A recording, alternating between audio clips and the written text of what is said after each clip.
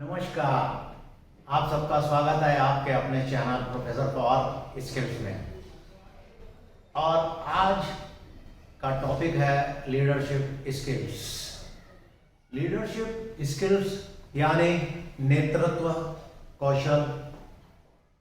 लोगों में किसी किसी में इनबॉर्न क्वालिटी होती है नेतृत्व कौशल की, लीडरशिप स्किल्स की, और कुछ लोग लाइफ में अनुभव के आधार पर सीखते हैं और नहीं तो सीखा भी जा सकता है। और लीडरशिप स्किल केवल राजनीतिक नेता बनने के लिए ही नहीं है। अगर आप बचपन में हम लोग खेलते थे गेम्स, उसमें भी हम लोग टीम लीडर कैप्टन बनाते थे जिसमें सब क्वालिटीज होती थी। इसी तरह अगर हम जॉब में हैं, जॉब में टीम होती है, टीम लीडर होते हैं, कोई प्रोजेक्ट हैंडल कर रहे हैं तो प्रोजेक्ट लीडर की भी जरूरत पड़ती है। तो इस तरह लीडरशिप स्किल्स होना बहुत जरूरी है और टीम में सबको साथ लेके चलना। लीडर में कुछ खास क्वालिटीज होती हैं।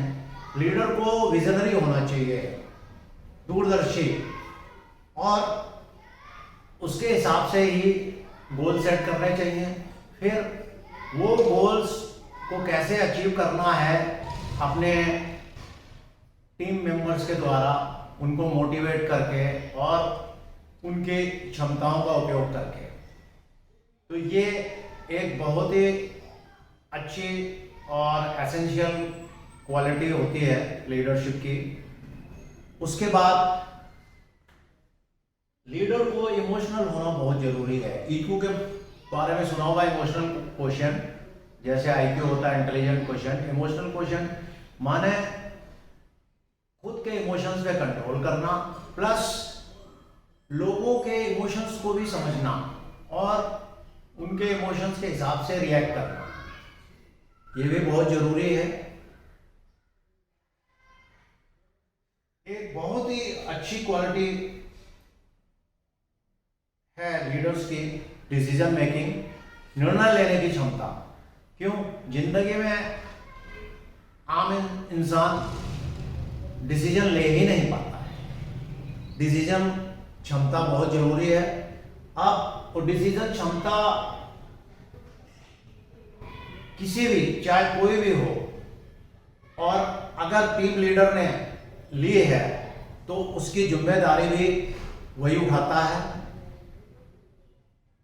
डिसीजन चाहे गलत है चाहे सही है, चाहे उसका परिणाम सही निकले गलत निकले, वो सारी जिम्मेदारी खुद लेगा।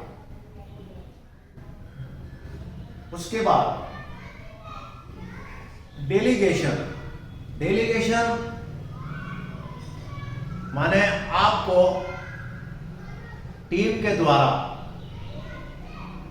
उनके टीम मेंबर के क्षमताओं के द्वारा, स्ट्रेंथ के द्वारा, उनकी हर एक मेंबर की क्या क्या स्ट्रेंथ है उसके हिसाब से उन लोगों को टास्क देना और टास्क को निरंतर एनालिसिस करना, ऑब्जर्व करना और उसके हिसाब से एंड रिजल्ट की ओर बढ़ना। अगर इस बीच टीम को कोई भी प्रॉब्लम आती है तो एक बहुत अच्छी खूबी होती है लीडर्स में, they are good problem solver. Problem solving कहीं भी आए उसको समाधान देना ही है। उसके बाद अडॉप्टेबिलिटी है। Adaptable means leaders are adaptable to the environment. Environment जो भी है अनसर्टेन है और कुछ भी सिचुएशन आती है उसको हैंडल करना है और उससे पार पाना है। साथ ही साथ टीम के सदस्यों, मेंबर्स को भी पार लगाना है और उनकी समस्या और उनके छोटे छोटे डाउट्स को क्लियर करते हुए चलना है।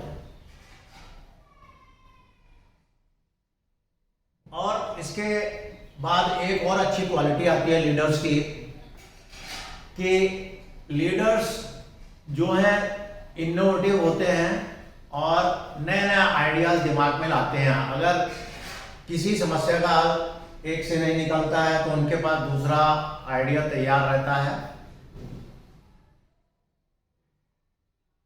और वो अपने टीम को मोटिवेट करते रहते हैं ताकि रिजल्ट परिणाम अच्छे आ सकें।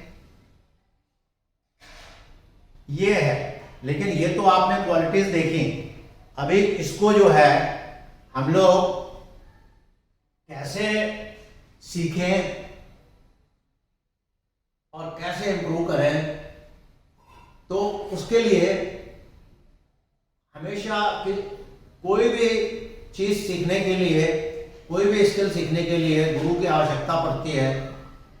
तो कोई ना कोई, किसी ना किसी को आपको मेंटर बनाना ही पड़ेगा जो कि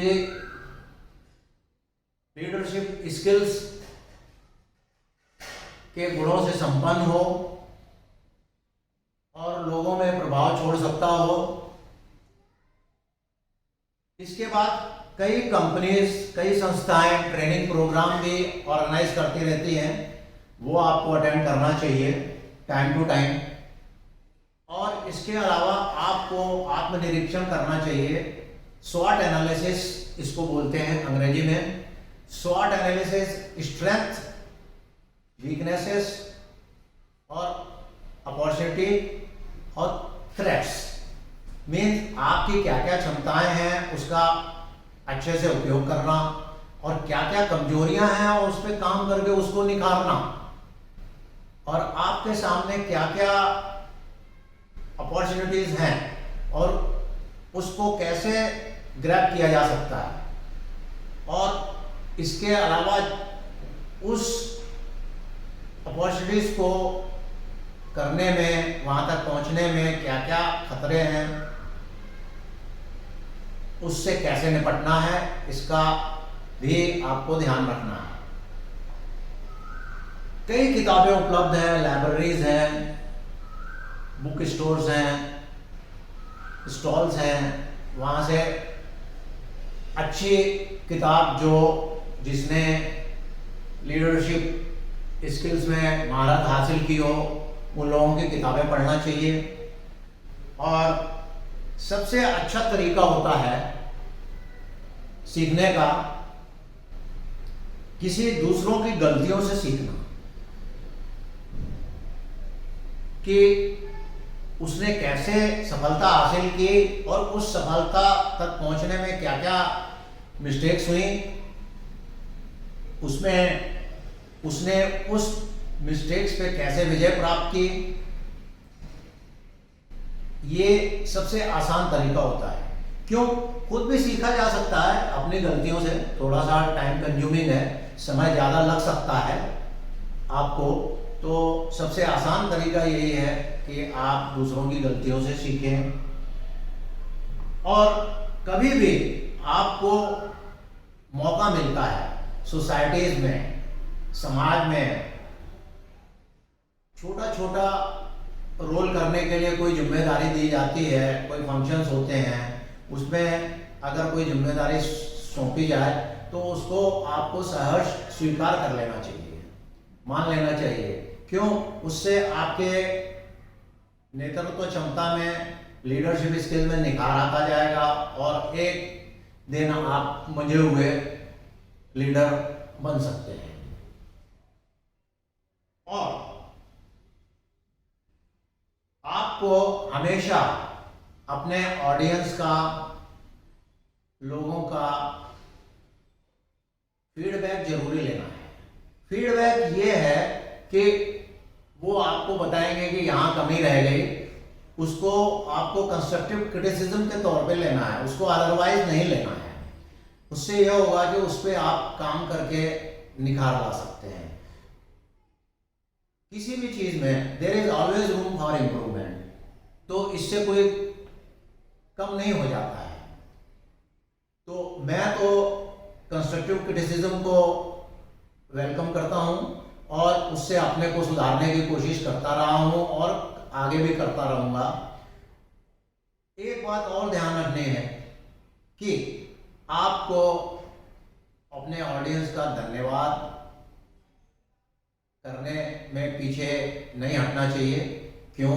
उन्होंने आपके लिए समय निकाला और आपको सुना पेशेंटली। ये बहुत ही अति आवश्यक है। और इसके साथ ही अगर हम अपना सेशन यहीं समाप्त करते हैं। आपको पसंद आया हो तो लाइक करें, शेयर करें और सब्सक्राइब करना ना भूलें। ये हमको मोटिवेट करता है ताकि आपके सामने हम और इस तरह के अच्छे अच्छे वीडियोस ला सकें।